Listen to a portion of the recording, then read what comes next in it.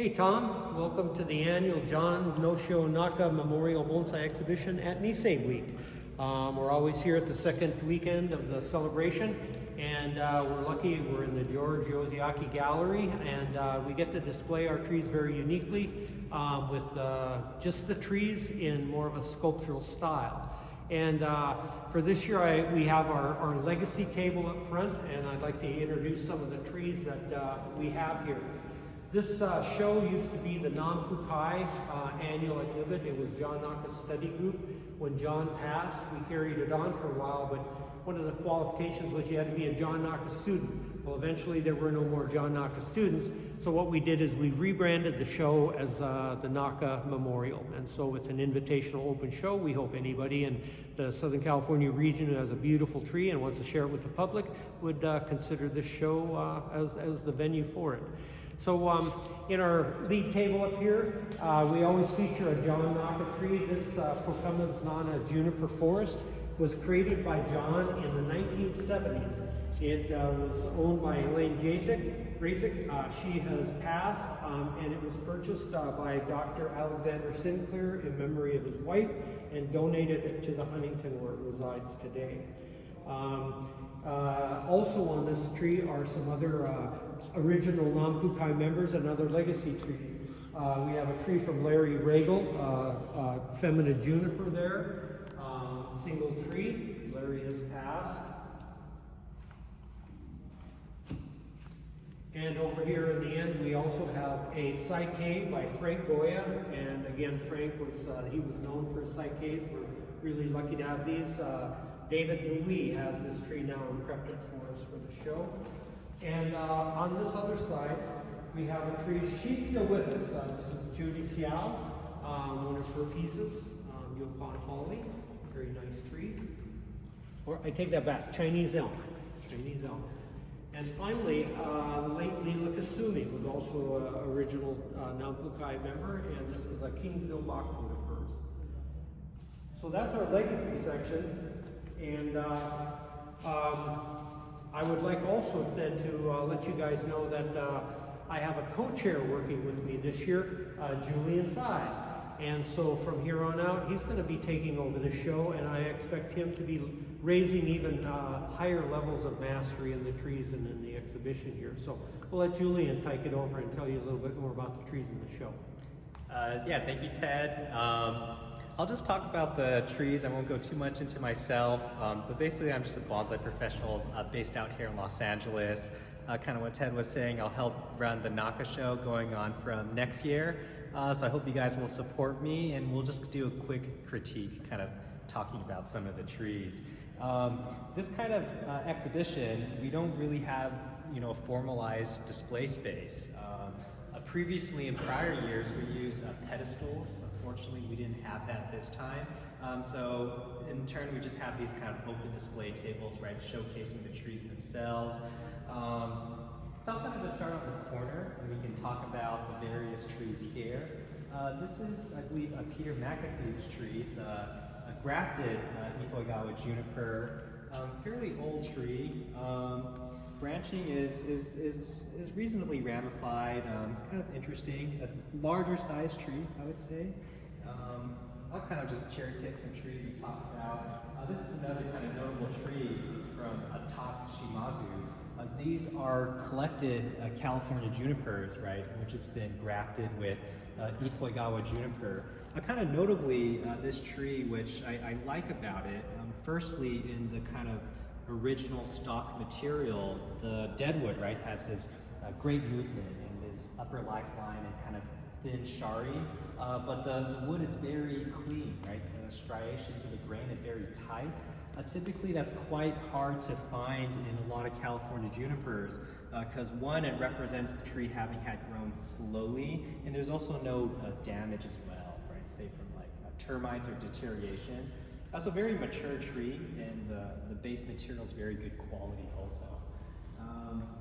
We have this kind of show-in display here.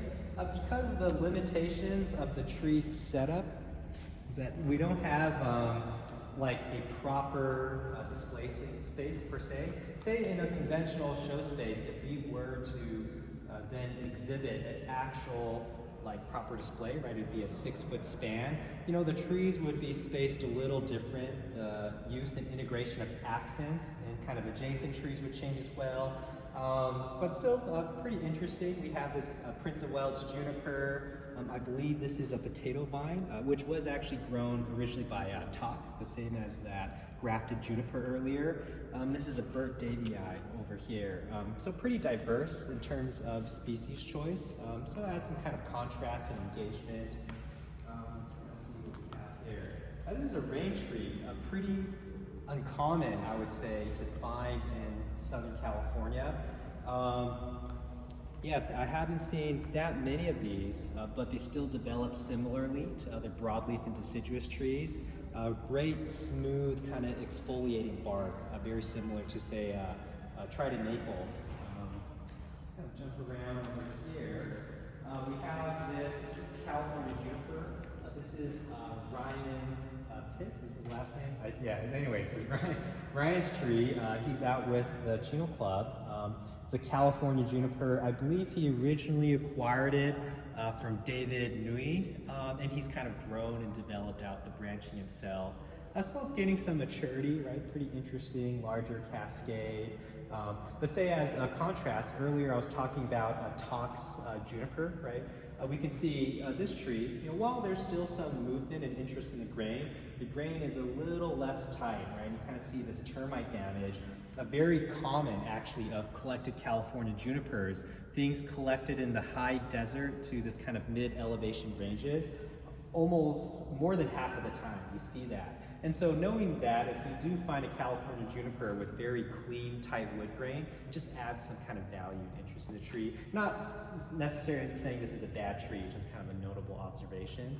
Jump on to another tree here. This is actually my tree, which I brought. It's a coast live oak, and I've had it for, you know, maybe like 3 or 4 years, and I've been basically rebuilding all the branch tips over that time. What's kind of notable about this tree is very old as bonsai. You know, I'm the 4th owner of this tree actually. It's been continuously existed as bonsai. You know, it could be like 50, 60 years. The previous owner, he's my friend, unfortunately he passed away late last year. His name was Bob, and so it's kind of feels good to kind of show the tree, also kind of in his honor and respect. And it's also a tree that I like quite a lot as, you know, native variety, especially something that's interesting to see. Not saying for this tree in particular, but something notable to look at for bonsai is looking for old main and secondary branching. It's easy to build a lot of foliage, it's harder to build old branching. And when you get thin branching that has bark, right, it's that sense of maturity, they call it like mochikomi in Japanese. Kind of notable observation there. We have another tree, I believe this is Steve Iwaki's pine. This is, you know, I'm not sure if it's a cork pine or not.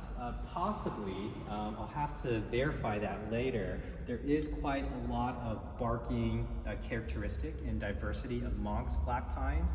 A fairly old tree, right? Like you can tell by the trunk base, a lot of these mature roots even with bark on them. Pretty interesting.